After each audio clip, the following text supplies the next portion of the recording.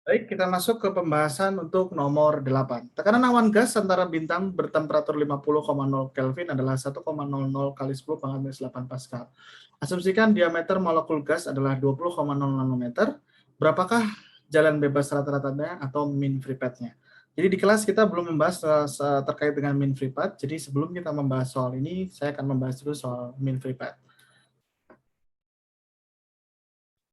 Nah, mean free path itu pada dasarnya adalah rata-rata jarak yang dilalui oleh molekul gas antara satu tumbukan dengan tumbukan yang lainnya.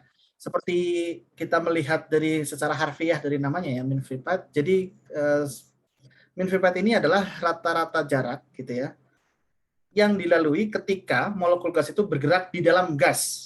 Nah, ketika di dalam gasnya ya, setiap molekul itu kan bergerak dengan kecepatan rata-rata tertentu ya, kita sudah mempelajarinya.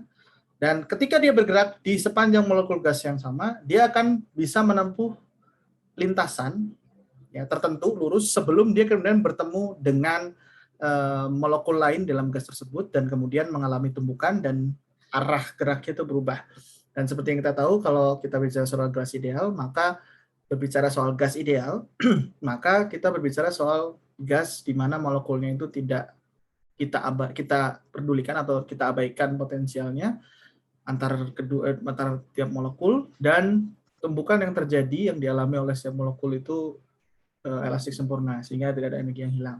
Ini bisa Anda lihat di sini ketika dia ini ilustrasi dari setiap molekul gas bergerak, ketika dia bertemu dengan molekul ini dia mengalami perubahan momentum atau istilahnya dia itu berbelok gitu ya, berbelok sehingga dia menempuh jarak yang ini, lintasan yang ini. Setelah sekian panjang lintasan, dia baru bertemu lagi tumbukan dengan molekul yang ini dan berpindah hingga menempuh lintasan yang lain dengan jarak yang lain juga, dan jaraknya itu bisa panjang juga bisa pendek. Nah, mean free path ini istilahnya adalah rata-rata dari jarak lintasan yang ditempuh oleh molekul tersebut di antara satu tumbukan dengan tumbukan yang lainnya. Nah, kalau kita bisa bicara soal mean free path, artinya kita bisa bandingkan antara panjang lintasan yang ditempuh oleh si molekulnya dibagi dengan jumlah tumbukan yang dia alami. Ya, gampangnya istilahnya kalau kita jumlahkan setiap jarak lintasan yang dia tempuh gitu ya, lalu kemudian kita bagi dengan jumlah tumbukan yang dia alami gitu ya, dalam secara rata-rata, artinya kita bisa mendapatkan ya mean free path dari ini. Ya istilahnya namanya juga rata-rata ya, artinya panjang lintasan total itu kan jumlah lintasan satu sebelum tumbukan satu atau lintasan dua sebelum tumbukan dua dan seterusnya kita jumlahkan dibagi dengan jumlah tumbukannya, maka kita akan mendapatkan mean free path atau rata-rata jarak yang dilalui sebelum di antara siap tumbukan. Nah, jadi secara dasar seperti itu. Kalau kita bisa bayangkan bagaimana kita membayangkannya, jadi permodelannya itu adalah ketika kita bicara soal tumbukan, maka kita berbicara soal pemodelan di mana kita lihat satu molekul gas itu kita modelkan seperti bola dengan diameter D gitu ya.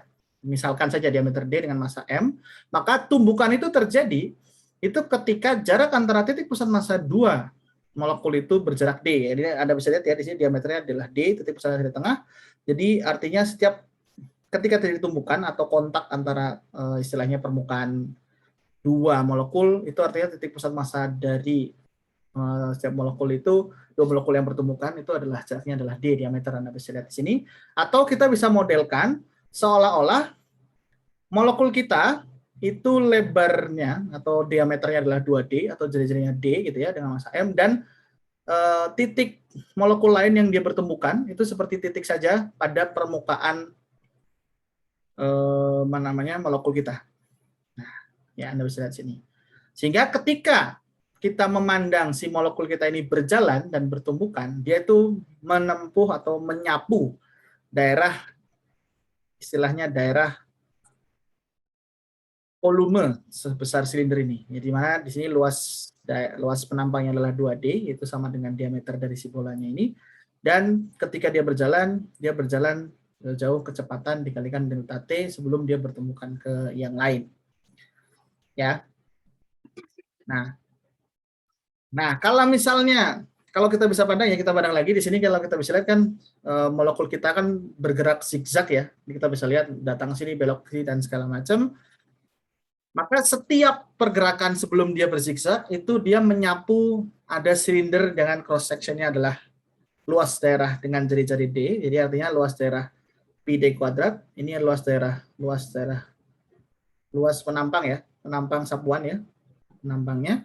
Dan nah kalau kita melihat molekul ini bergerak pada selang waktu tertentu delta T, maka dia akan bergerak dengan kecepatan relatif setiap tumbukannya, ya kecepatan relatif setiap tumbukannya. Maka dia akan menempuh jarak setiap tumbukannya seperti ini. Jadi jumlah tumbukan yang terjadi itu bergantung pada perkalian antara luas permukaan dikalikan dengan jarak. Jadi volumenya ini terjadi di sini, ya. Nah, ini volume istilahnya volume ketika satu tumbukan terjadi istilahnya, karena kan tergantung dari V relatif pada tumbukan tersebut. Nah, kalau misalnya kita punya jumlah molekul total dari gas tersebut adalah N dan dia menempati sebuah volume dari volume dari gas tertentu, maka jumlah tumbukannya itu akan sama dengan ini kan satu tumbukan ya, volume tumbukannya ini adalah perbandingan antara jumlah molekul per satuan volume. Maka kemungkinan jumlah tumbukan yang terjadi itu adalah perkalian antara luas penampang tumbukan volume tumbukan ini dikalikan dengan jumlah perbandingan antara molekul dengan tumbukan. Makanya kita kalikan di bawah sini.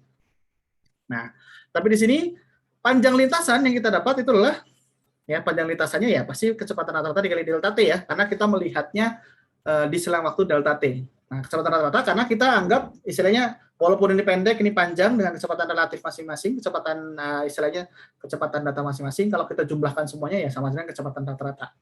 Ya, kita akan dapatkan seperti ini. Nah, kemudian kalau kita hitung secara lebih mendasar ya, kalau kita hitung dengan data yang cukup banyak gitu ya, saya mungkin nggak akan istilahnya nggak akan turunkan dengan terlalu detail. Kita akan dapatkan hubungan antara V relatif dengan V rata-rata itu adalah V relatif sama dengan akar 2 kali V rata-rata. Sehingga kalau kita substitusikan nilai V relatif ke atas, kita akan dapat persamaan panjang atau rata-rata dari min free path itu akan sama dengan 1 per akar 2 pi D kuadrat N dikali V, di mana D itu adalah diameter dari molekul kesita. Jadi kalau kita kembali ke soal yang tadi, ya, jadi kita tahu min free path-nya, lambdanya, ya, itu akan sama dengan 1 per akar 2 pi D kuadrat dikali dengan N dibagi dengan V. Ya, N dengan V. Jadi kita butuh N dengan yang V di sini, tapi kita hanya punya temperatur dengan tekanan. Nah, jadi kita punya persamaan keadaan dalam bentuk molekul ya, dan jumlah molekul N kali Kb dikali dengan T, sehingga kita akan punya N per V itu akan sama dengan P dibagi dengan Kb dikali dengan T. Sehingga kalau kita substitusikan ke sini, kita akan punya KB dengan T-nya di bawah, artinya kita bisa tulis dia di atas, KB dikali dengan T, ini ada akar 2, pi D kuadrat dikalikan dengan P. Nah, di sini diameternya sudah ada, nanometer, kita bisa tulis 20 nanometer itu sebagai 20 kali 10 pangkat minus 7, minus 79 ya, maaf, nanometer 9 meter. P-nya ada, mudah Pascal di sini, T-nya sudah ada, KB-nya kita tahu 1,38 kali 10⁻23. Jadi Anda sudah bisa hitung dalam meter. Begitu untuk pembahasan nomor 8 terkait dengan min free path.